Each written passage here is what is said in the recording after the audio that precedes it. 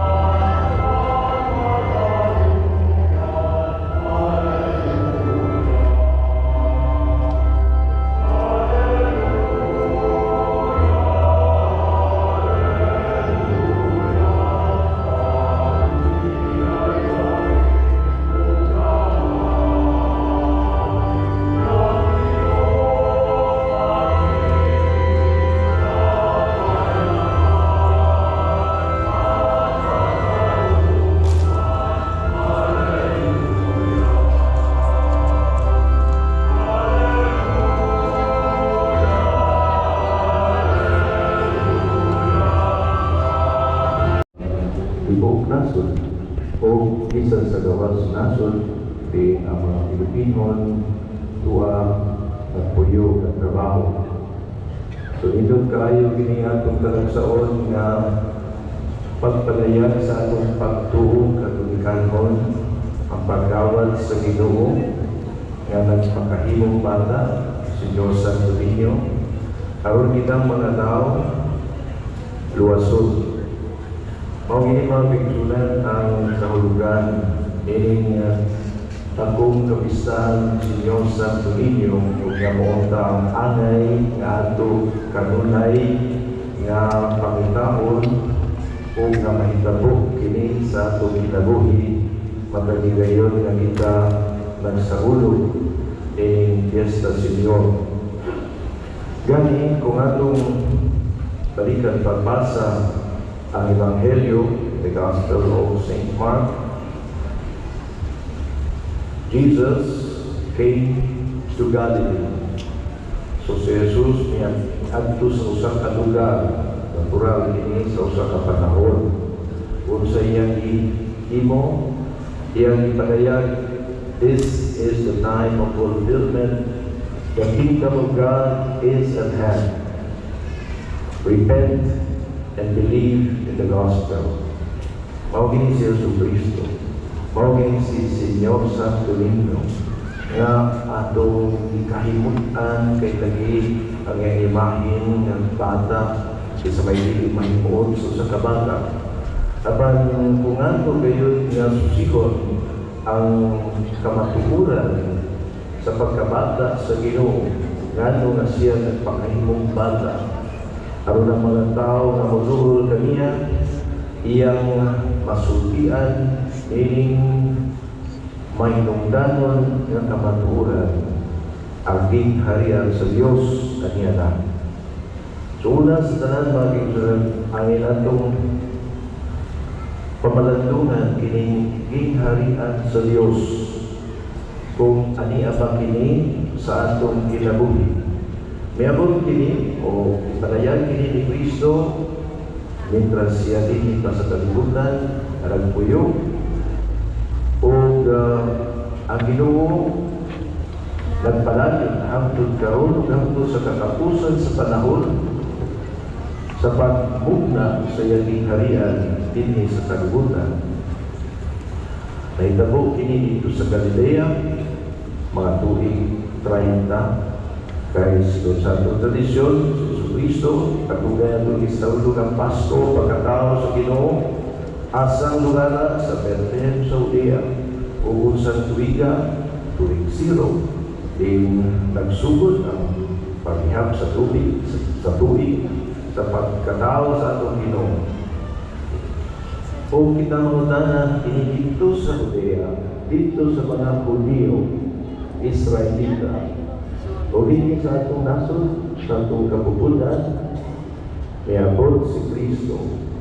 So Jesus came to Galilee. We can also say Jesus came to the Philippines, and particularly siguro sa kasaysayan dito sa isla sa Limasawa nga gisaulo ang unang Santos Ganisa sa Kapasko sa pagkalanhaw ug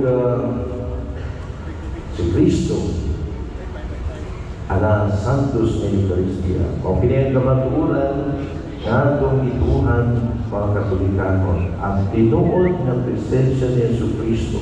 Kung mag-islutan Santo Niño, kinin siya si Yesu Kristo o sa yugto o sa lugar sa kasaysayan sa atong katawhan Pilipinon, siya niyan, sama sa siya ni Anto, he came to Galilee and around the year 30.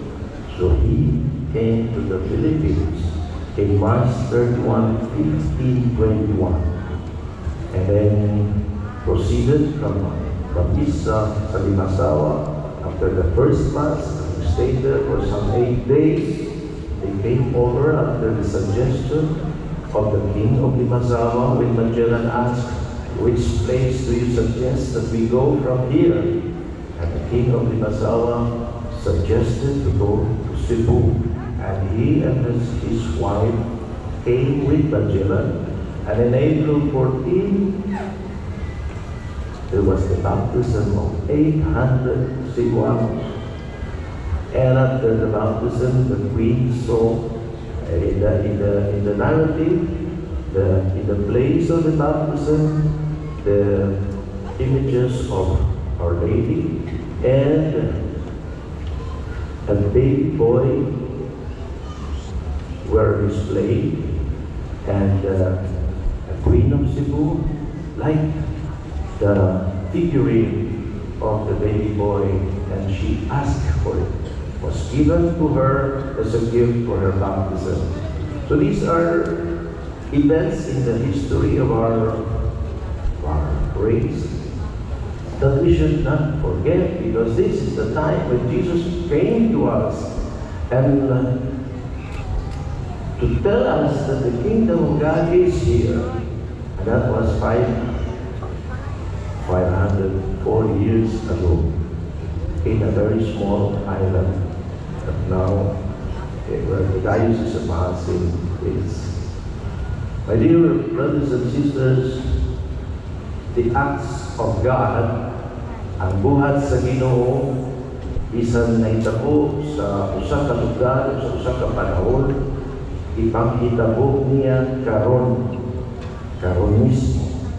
So kung mahiskot siya o kingdom of God, kingdom of heaven, bud niya nga kitang tanan nga karon na niya dinhi o ang kantong mga nagsunod din atong kasaulugan karon maghuna-huna may tungod dining kingdom of heaven, kingdom of God.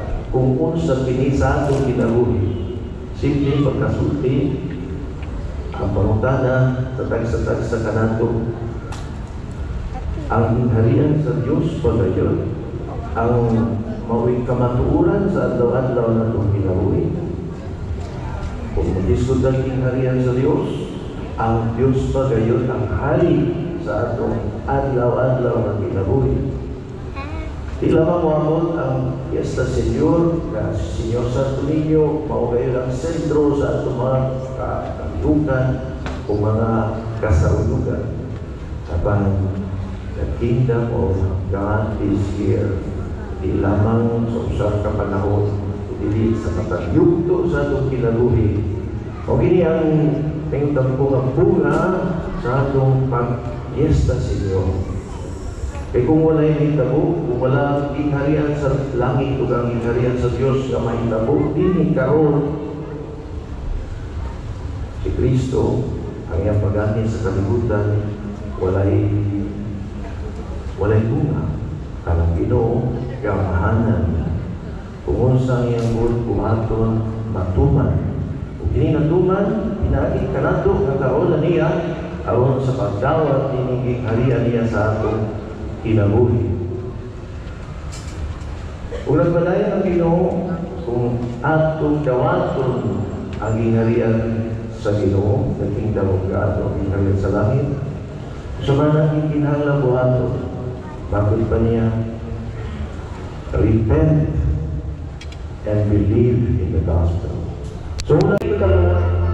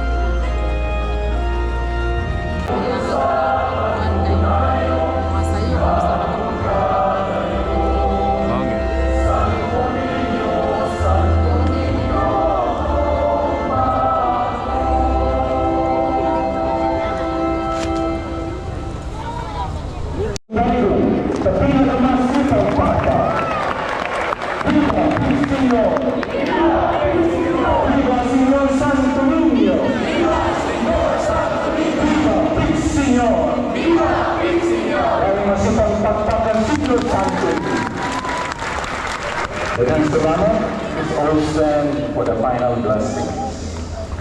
And with your spirit, bow your heads and pray for God's blessing. May Señor Santo Niño protect and bless our country with the abundance of His grace. Amen. May He guide our leaders in the path of justice and peace. Amen. May He bless His church and her endeavors. Amen. May He inspire our youth and protect our children. Amen. May He bind us to one another with His love. Amen. May Almighty God bless you, the Father, and the Son,